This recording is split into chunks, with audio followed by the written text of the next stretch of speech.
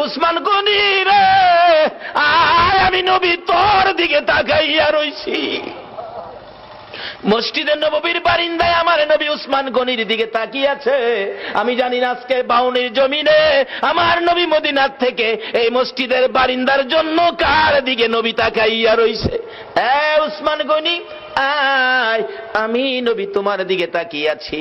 নবীজির সামনে দাঁড়াইলে উসমান গনি ডাকতেছে, ইয়া রাসূলুল্লাহ, বলুন কিসের বিনিময় আপনার চোখের পানিগুলো মুছতে পারি?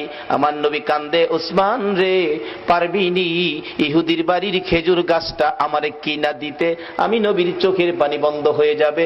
যায়া দেখ আমার আব্দুল্লাহ আনসারীর 2টা বাচ্চারে কি কষ্ট দিয়ে রাখছে।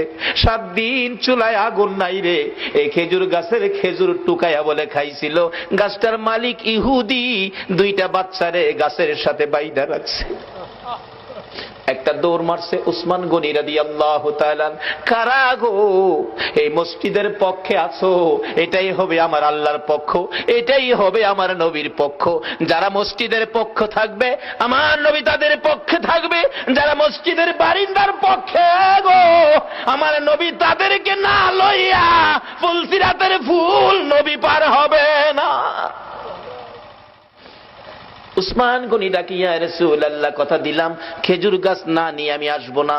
ডাকতেছে, ইহুদি বাড়িতে আছো? জি। খেজুর গাছটা বিক্রি করে দাও।